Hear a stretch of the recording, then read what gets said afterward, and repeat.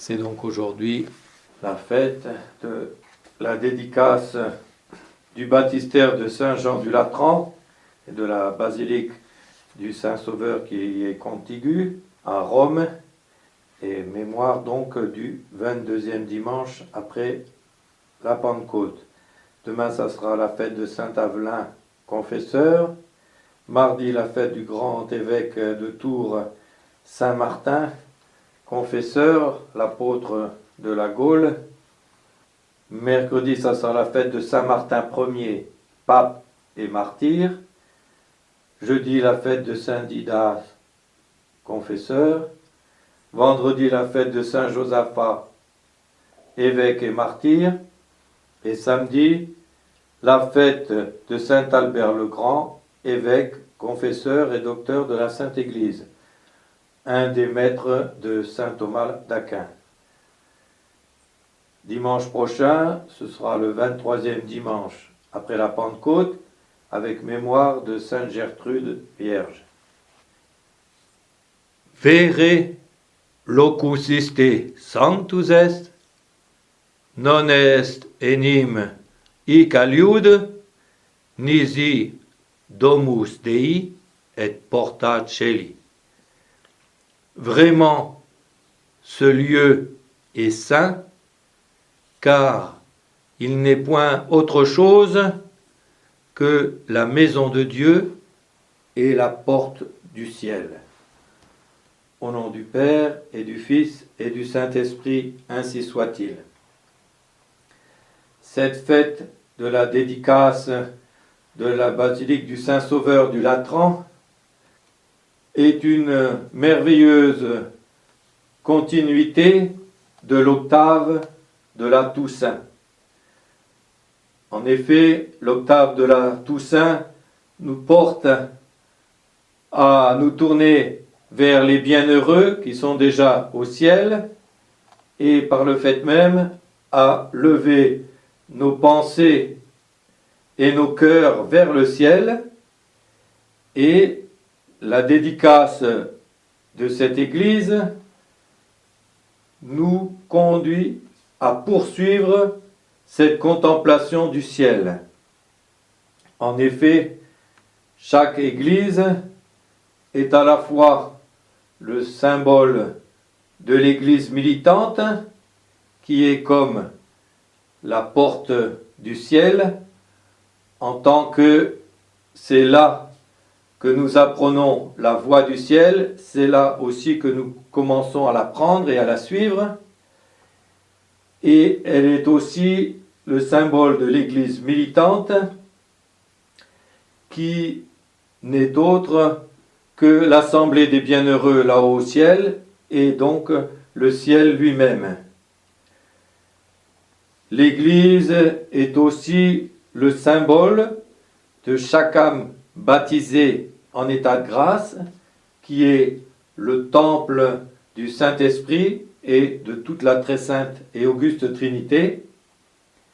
Elle est aussi par excellence le symbole du temple de toute la sainte Trinité, de la plénitude de la divinité qui était en la nature humaine de notre Seigneur Jésus-Christ. Elle est donc la figure du Sacré-Cœur de notre Seigneur.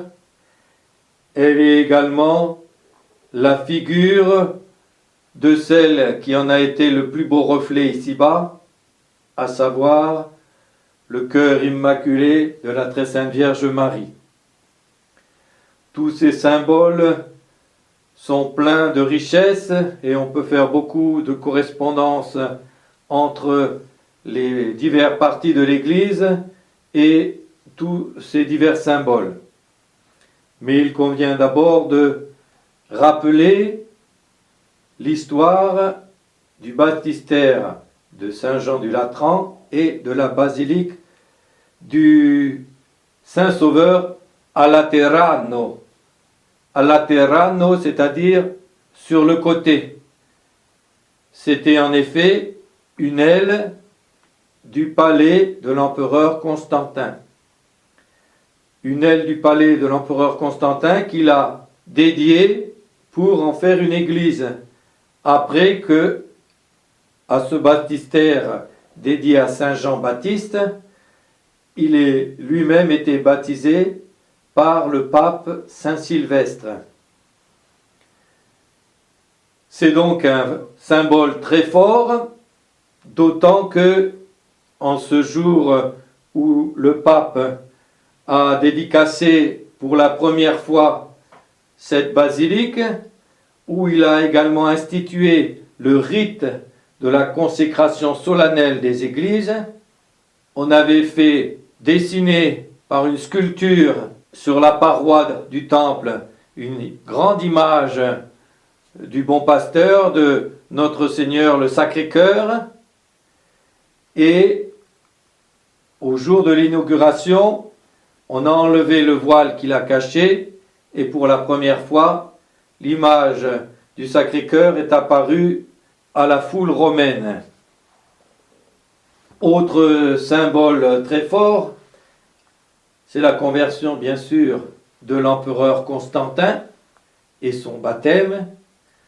C'est lui qui, le premier, a édicté une loi pour permettre simplement à l'Église de pouvoir vivre publiquement et de ne plus avoir à se cacher, comme cela avait été le cas durant les persécutions, même s'il y avait eu des temps d'accalmie entre chacune, et de pouvoir aussi construire des églises.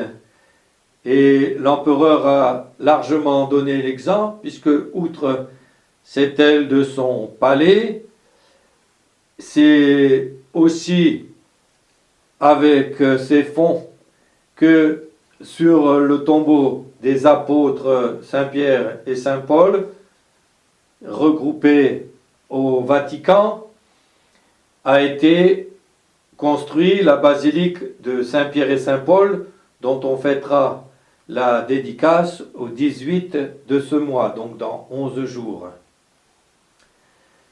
Et non seulement il a permis aux chrétiens de bâtir des églises, mais il a encore donné l'exemple d'en bâtir lui-même. C'est lui aussi qui a fait bâtir la basilique de Sainte-Agnès, qui est une des plus anciennes de Rome et l'une des toutes premières à être faite en l'honneur d'une femme. Et puis, autre symbole très fort, c'est que l'empereur Constantin, par sa piété, est devenu chrétien, mais par sa fierté, il demeurait quand même un chef et un empereur, et on pourrait lui appliquer cette parole de César, le premier des empereurs: je préfère être le premier dans mon village que le second à Rome. Et de fait, l'importance du pape, la vénération de la foule est devenue telle,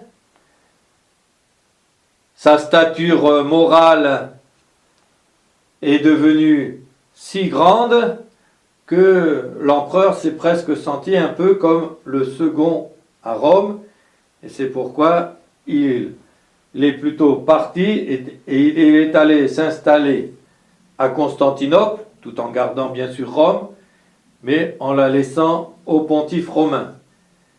Et de fait, les églises les plus visitées ont toujours été celles qui contiennent des corps de martyrs, celles qui contiennent des corps de saints, ou celles où il y a eu des événements solennels comme des apparitions de la très sainte Vierge Marie.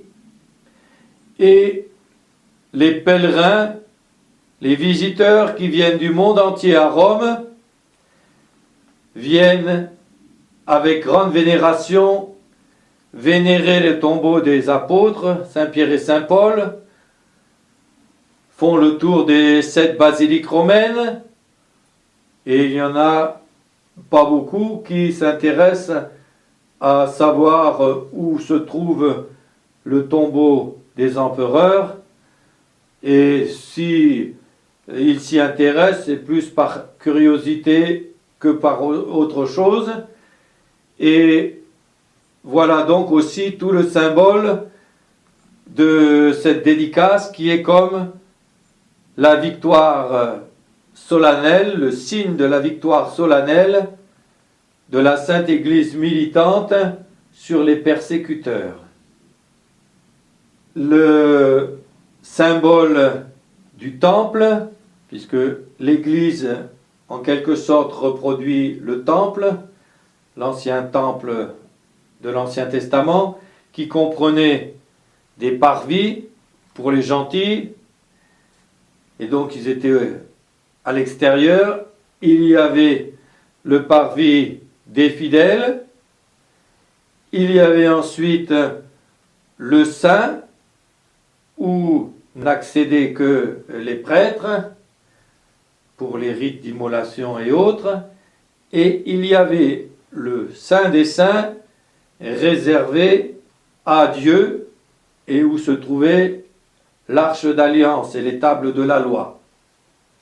Le grand prêtre n'y rentrait qu'une seule fois par an avec le sang d'un sacrifice immolé et avec des clochettes pour faire comme annoncer sa venue, comme quand un prêtre allait porter la communion dans un village à un malade, il était précédé d'enfants de chœur avec des luminaires, un autre qui sonnait de la cloche et parfois un petit ombrellino pour que les personnes puissent savoir que le Saint-Sacrement était porté à un malade et puissent le vénérer dignement. Donc, ce symbole des diverses parties de l'Ancien Temple représente l'Ancien Testament, représente pour le parvis des gentils comme l'attente des nations qui attendent le Rédempteur, pour le parvis des fidèles également l'attente du Rédempteur, mais avec des rites qui leur font déjà participer aux grâces qu'ils seront acquises par l'incarnation et par l'immolation en croix par le divin Sauveur. Il représente aussi l'Ancien Testament, le Saint réservé aux prêtres et autres représente en quelque sorte le Nouveau Testament, et le Saint des Saints représente le ciel. De la même façon, sauf que c'est d'une manière plus ouverte, le voile du temple a été déchiré au moment du sacrifice de la croix, et en quelque sorte, une partie des secrets de Dieu ont été révélés plus clairement à ce moment-là.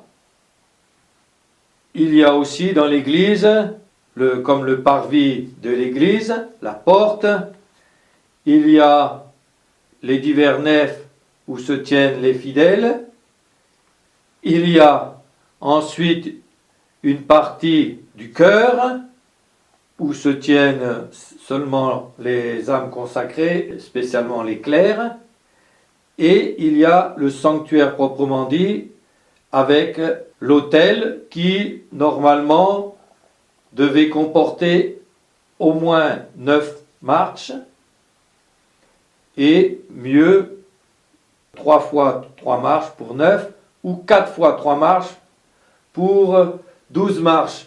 Et donc, normalement, l'autel était en hauteur, relevé, de façon également à ce qu'on puisse suivre la cérémonie de loin. Et en le rehaussant ainsi, ça symbolisait aussi la montagne du calvaire, celle de l'immolation qui allait être rendue présente par le saint sacrifice de la messe. Également, le mont Tabor, qui est celui de la révélation de la gloire de Dieu,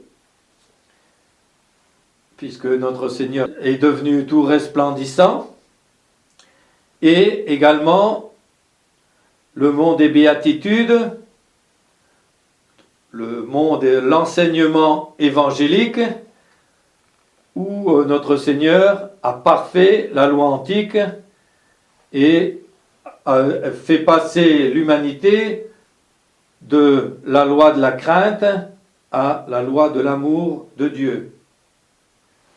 En quelque sorte, donc, le parvis des fidèles représente l'Église militante, le cœur représente l'Église triomphante et le ciel, et le sanctuaire même, la divinité, la très sainte et auguste Trinité. Dans l'Écriture, le ciel est décrit de façon évidemment seulement symbolique, puisque saint Paul reprend les paroles du prophète, disant ce que Dieu prépare à ses élus, l'œil de l'homme ne l'a pas vu, l'oreille de l'homme ne l'a pas entendu, et son esprit ne peut pas même le concevoir. Donc on est obligé là encore de prendre des images et des symboles, car cela nous dépasse, c'est beaucoup trop sublime pour que nous puissions y accéder, mais il convient aussi que nous en ayons au moins quelques vagues idées. Comme le dit saint Paul, on voit comme à travers un voile léger, ou comme à travers un miroir.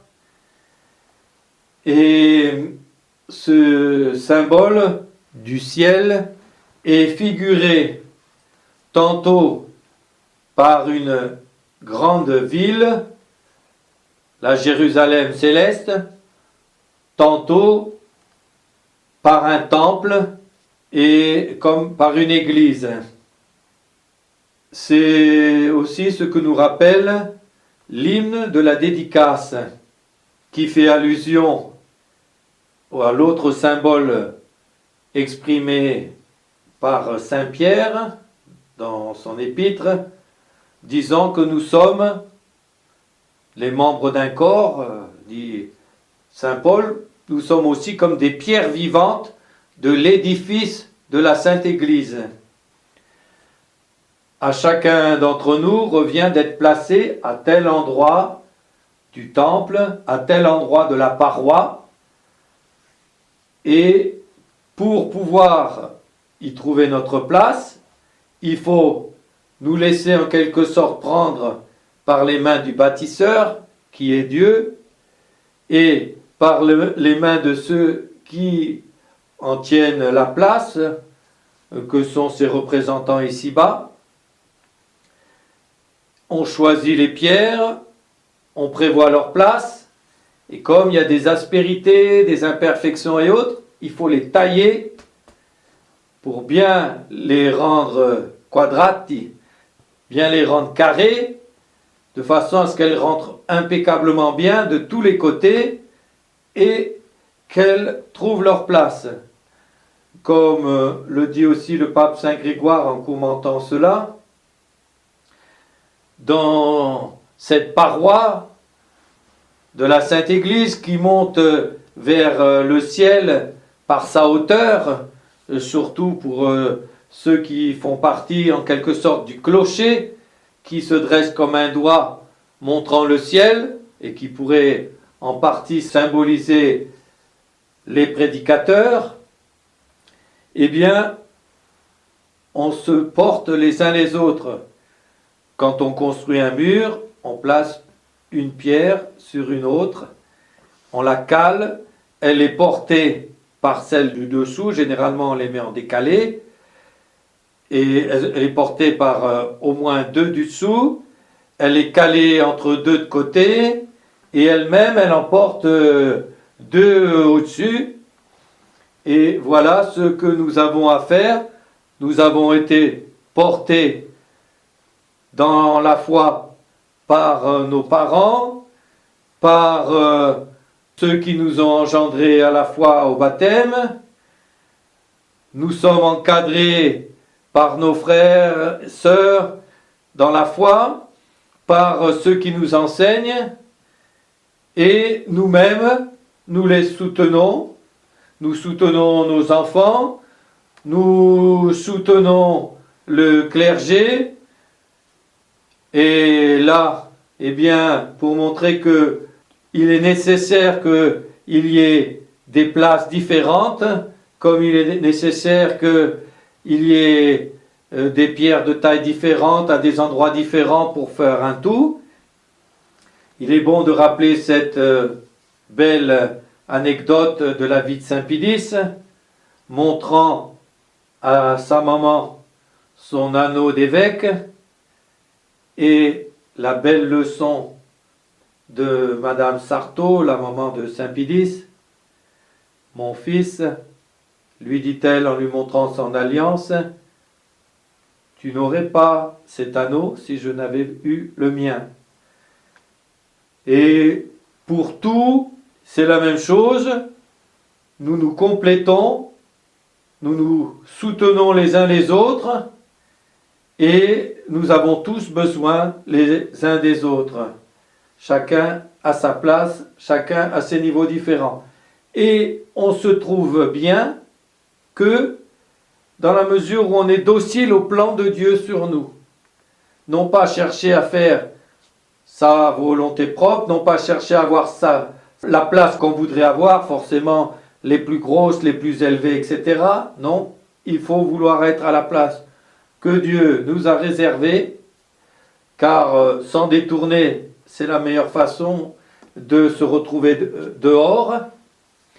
Et de même que quand les tailleurs de pierre, pour préparer la paroi, prennent une pierre, la taillent, si celle-ci, sous le coup des épreuves, se fend ou se brise,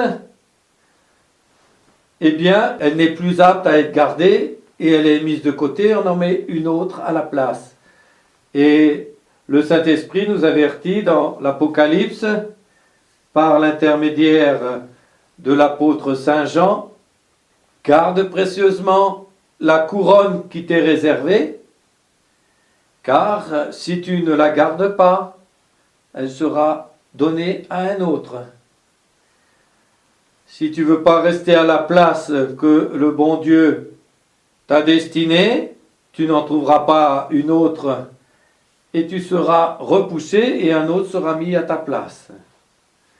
Voilà donc la sage docilité, et en plus, Dieu nous ayant créés, nous ayant donné telle qualité, telle sensibilité et autres, eh bien nous met à la place où nous nous sentirons le mieux, celle où nous serons le plus utiles et celle où nous le glorifierons davantage et nous ferons davantage de bien à ceux qui nous entourent.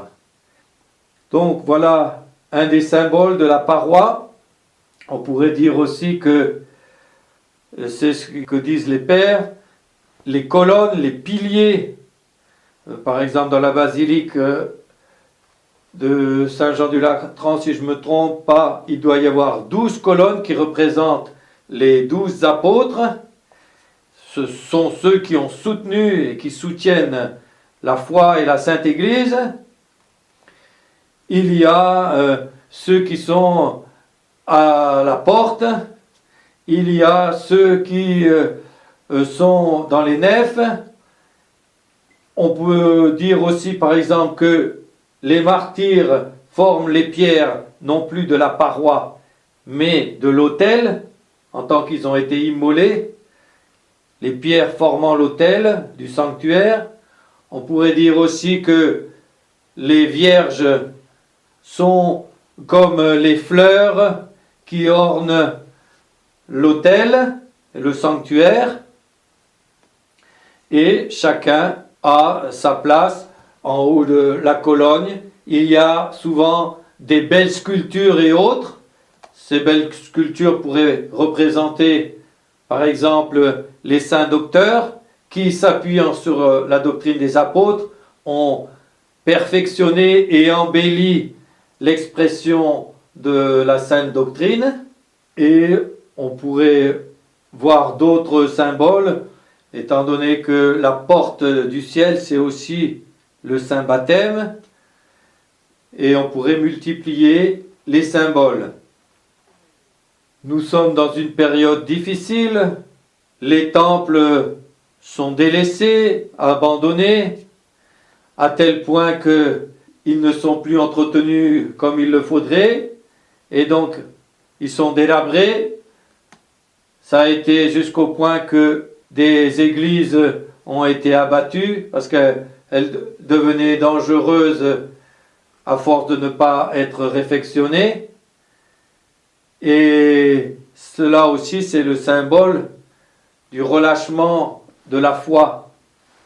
Au contraire, une église qui était au centre de chaque village, avec son clocher, la première chose qu'on voit de loin en arrivant à la bord du village, c'est ce clocher. Ah, derrière la butte, voilà enfin mon village. Voilà le clocher. Et qui rappelait aussi, qui mettait Dieu au milieu de son peuple, avec le Saint Tabernacle et la présence réelle, toutes choses qui malheureusement deviennent de plus en plus rares, et donc on vient comme dans un désert spirituel, comme s'il n'y avait pas eu 2000 ans de christianisme.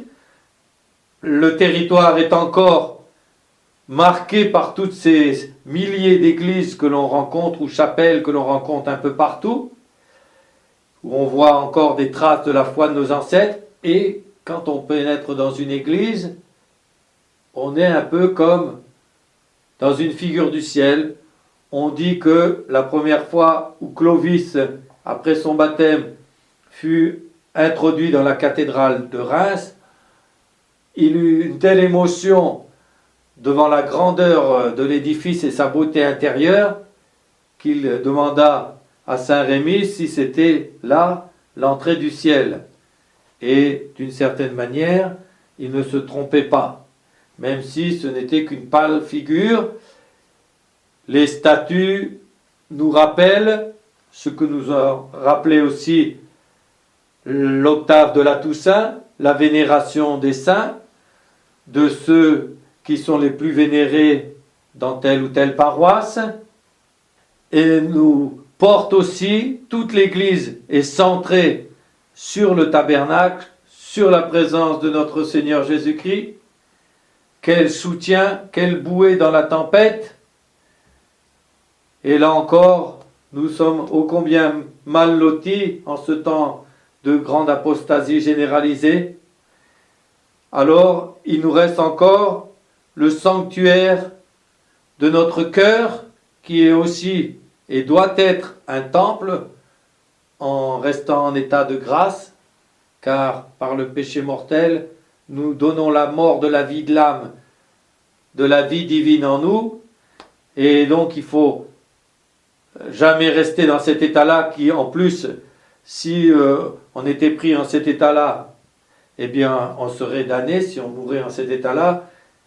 Donc, quand on a eu le malheur de tomber, il faut vite se relever en demandant pardon à Dieu et retrouver l'état de grâce, essayer chez soi de se faire comme au moins un coin ou recoin de prière en mettant des statues qui nous portent à penser à Dieu et à la prière, où l'on peut se recueillir le matin et le soir pour la prière du matin et du soir, de façon à ne pas oublier que nous sommes ici-bas que des pèlerins, de façon à ce que, d'abord, par la figure de ces petites églises, de ces petites chapelles, par la figure et la préparation de l'église militante, qui est la préparation de l'église triomphante, nous puissions dire aussi un jour, que notre âme puisse dire un jour à la porte du ciel: Vere, locus iste sanctus est. Vraiment, ce lieu est saint. Ce n'est rien d'autre que la maison de Dieu et la porte du ciel. La porte du ciel, c'est l'état de grâce. La porte du ciel, c'est la piété. La porte du ciel, c'est l'amour de Dieu plus que tout. C'est la charité en nos cœurs et débordant de nos cœurs vers le prochain. Et la maison de Dieu, c'est l'âme en état de grâce.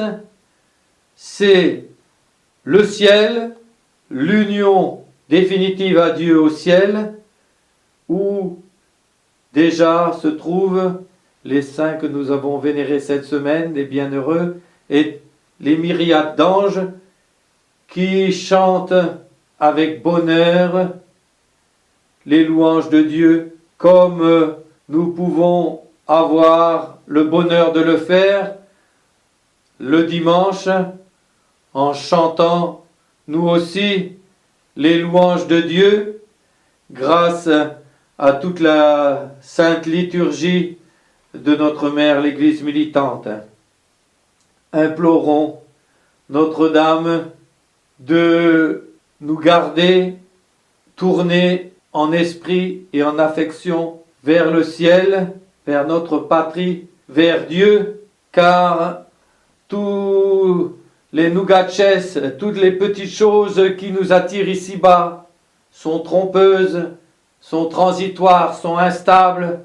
Tous ces plaisirs, que ce soit dans la nourriture ou autre chose, également sont instables et ne sont absolument rien. Ils ne nous mettent que au rang des bêtes, puisque nous participons en partie de cette nature-là. Et il nous faut nous hausser vers l'Esprit qu'est Dieu, vers les esprits que sont les saints anges, car au ciel, c'est la vie de l'Esprit, la vie même de Dieu à laquelle nous sommes appelés. Que Notre-Dame nous obtienne la grâce de la persévérance finale, de la contrition parfaite de nos fautes, qu'elle nous obtienne surtout ce qui est déjà une participation à la vie divine, la charité, l'amour de Dieu plus que tout, et de notre prochain comme nous-mêmes pour l'amour de Dieu.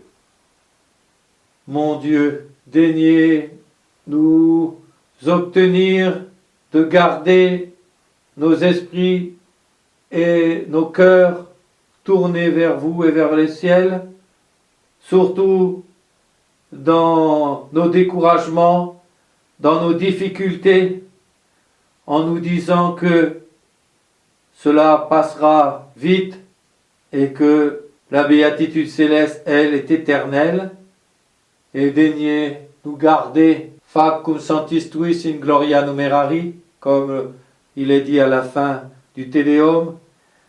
Daignez nous donner de participer avec vos saints et vos bienheureux et avec les saints anges à votre louange dans les siècles des siècles, pour que nous puissions chanter avec eux sans fin: Sanctus, Sanctus, Sanctus Dominus, Deus Sabaoth, Gloria Patri, et Filio, et Spiritui Sancto, sicut erat in principio, et nunc et semper, et in saecula saeculorum.